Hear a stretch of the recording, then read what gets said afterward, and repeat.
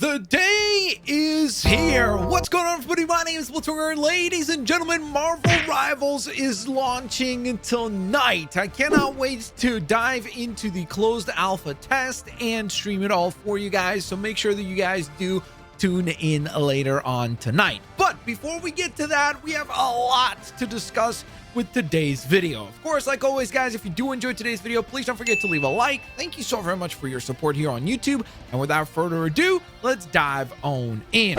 So, just last night, or I guess way earlier this morning, they held a ginormous stream over on their Discord page where they showed a bunch of stuff and answered a ton of questions and just in general revealed a lot of interesting information about the game.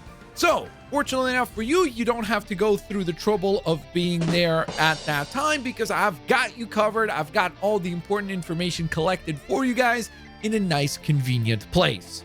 So let's start with the thing that I think most people are most excited about, and that is trying to get more invite codes. How can you earn more codes by playing the game? Well, if you or a friend of yours is one of the lucky people to be selected to have a code for the game, and you dive into the game itself, if you manage to hit level number 6 on the event pass, which is kind of like their battle pass sort of system within the game, then that will give you an invite code that you could use for another one of your friends, or maybe just to give someone else so that they can dive into the game as well. Now, hold on. I know what you're saying. Whoa, that means there's going to be tons of codes to give away. Keep in mind that this is going to be one of those things where it's a limited quantity available or a first come first serve basis, which essentially means that not everyone that got a code that reaches level 6 on the event pass will have an invite code available. They didn't specify a specific number on a daily basis, but they did say that some would become available regularly. So again, that does mean that there will be more invite codes available by just simply playing the game. Now, I know they've previously confirmed that you would not be able to keep any of the progress that you're going to make during the closed alpha test going into the full release of the game.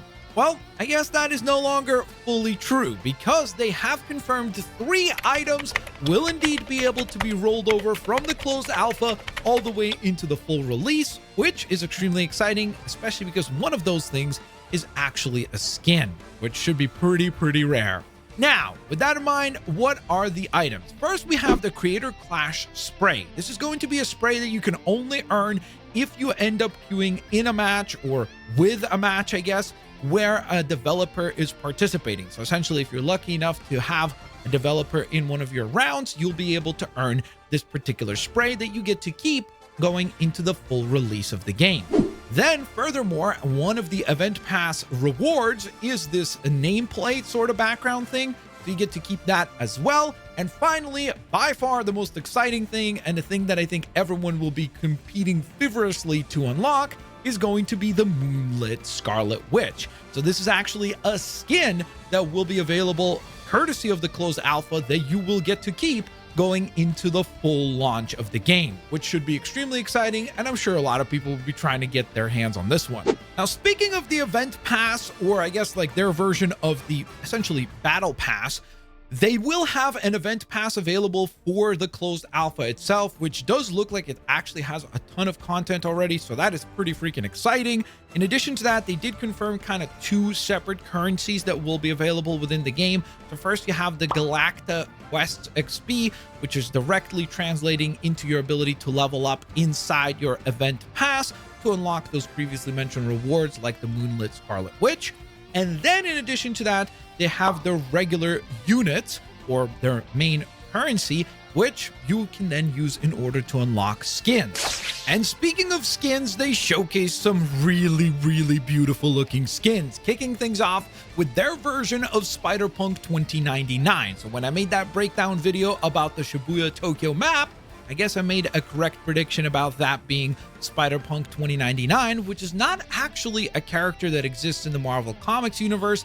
So this is an all-original design by the Marvel Rivals team. They actually even implied that it is not Hobie who is actually Spider-Punk under that particular mask. So hopefully, as the lore of the game continues to unfold, we'll find out who the actual character there is. Very much looking forward to seeing what they have planned on that front.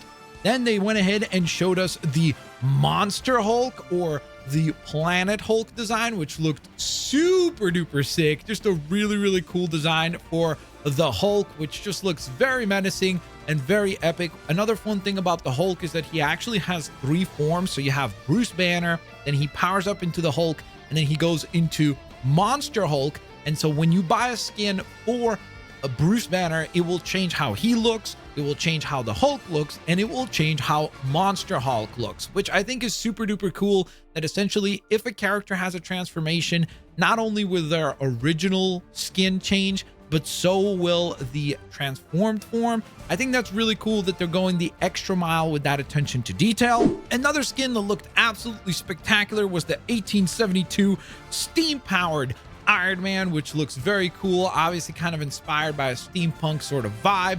They actually did later on during the stream showcase a design for Rocket as well, inspired by this sort of steam power, which I guess in my mind kind of makes me think that most likely what we'll see is kind of themes for the characters, where essentially, let's say if we could get maybe 5 or 6 characters, all of whom are this 1872 steam power design, you could have a whole team of steam powered characters. So I think that that's probably something that they will continue to do into the future. They also showcased a Mantis design that looked very futuristic. This was the Galactic Patrol outfit, which I really quite like. Looks very futuristic and super duper high tech. Very nice to see that. They then also did pivot and let us know that there will be MVP screens for the characters, which looks spectacular. Essentially, this is the screen that would pop up at the end of a round if you were the MVP or the most valuable player for that round. You would then be able to see this really cool kind of celebration screen. And boy, oh boy, it looks like they put together some really sick and slick animations for these MVP screens. They also went on to confirm that each character has unlockable lore. So if you're a student of the Marvel Comics universe and you're looking forward to the lore aspect of Marvel Rivals, fear not, you have something to look forward to as well, because you'll have these extra unlock points or unlock lore for the characters that you could then read and explore kind of Marvel Rivals' version of these characters and interpretations. So I think that that's cool attention to detail. They also confirmed that as part of that particular unlock spree for each character, you'll get a spray that you can unlock as well that you could then use to tag the map. Now, since we're on the topic of lore, I do love the fact that they mentioned that a lot of the team ups within the game are actually inspired by lore, or were kind of made possible because of lore. So for example, Rocket Raccoon teaming up with Groot obviously makes perfect sense because, well, that's what they do in the comics all the time, in the movies all the time. So it is a very logical decision there. They've done that similarly with, for example, Loki and Hela have a team up move. Again, the two of them have oftentimes teamed up to battle against Thor and the rest of Asgard to take over Asgard. And so because of that, again, there's a lore reason there, and it makes sense for them to work together. On the other side, though, they did also say that some of the team-ups are just simply cool ideas that they come up with and the team at NetEase comes up with and they throw together as well. Like, for example, the team-up between Luna Snow and Aquaman. That's just purely more, hey, this ice ability works well with this water ability, and it makes for a really cool and effective move when the two characters come together. They did also confirm that the game would support highlights, essentially allowing you to make little clips that you could then post and share on your social media, where you had maybe an exciting or a funny or whatever it might be moment that you would like to share with people. So that was a really cool feature. They also showed that you can actually export the clips in multiple different qualities as well as fidelity rate. So I think that that's really, really cool that they're going the extra mile with that.